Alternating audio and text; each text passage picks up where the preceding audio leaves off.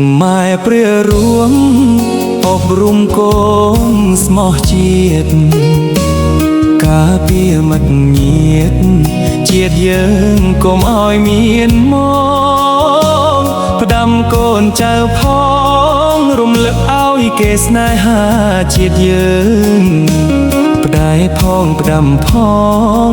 ឲ្យកូនចងចាំពីលោកពេលនេះកូនធំចាំពីលោកបានតាំកូនត្រូវស៊ូទ្រាំឃ្លាតឆ្ងាយពីលោកទាំងទ្វេមកការពារជាតិពួកខ្មាំងវាទីសូមលោកទាំងពីរកុំព្រួយពីកូនទូនឡើយ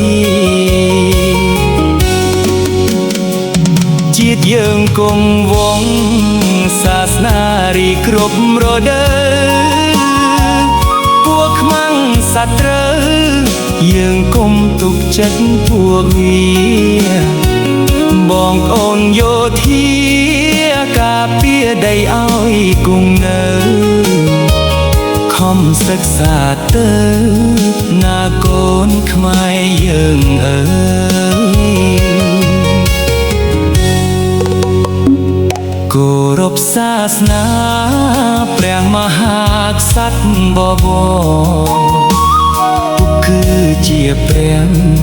ម៉ែគឺជាយន្តសែល្អកូនខ្មែរស្មោះសរនាំសុខជូនជាតិសាសនាពេលជាតិបានសុខាកូនវិលជុំលោកមិនខាន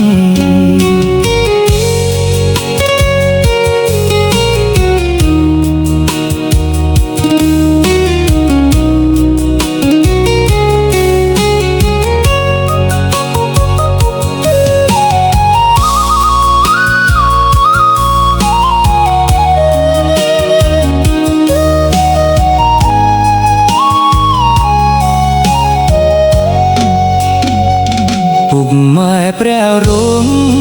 អប់រំកូនស្មោះជាតិការពារមិត្តញាតិជាតិយើងកុំឲ្យមានមកតាំកូនចៅផងរំលឹកឲ្យគេស្នេហាជាតិយើងដែលផងផ្ដាំផងឲ្យកូនចងចាំពីលោកពេលនេះកូនធំចាំពីលោកបានតាំកូនត្រូវស៊ូទ្រាំឃ្លាតឆ្ងាយពីលោកទាំងទ្វេមកការពារជាតិពួកខ្មាំងវាទីសូមលោកទាំងពីរកុំព្រួយពីកូនទូនឡើយជាតិយើងគង់វង្សសាសនារីគ្រប់រដូវពួកខ្មាំងសត្រូវយើងកុំទុកចិត្តពួកវាបងប្អូនយោធាការពារដីឲ្យគង់នៅខំសិក្សាទៅណាកូនខ្មែរយើងអើយគោរពសាសនាព្រះមហាក្សត្របវរពុកគឺជាព្រះម៉ែគឺជាយន្តសែល្អកូនខ្មែរស្មោះសរនាំសុខជូនជាតិសាសនាពេលជាតិបានសុខា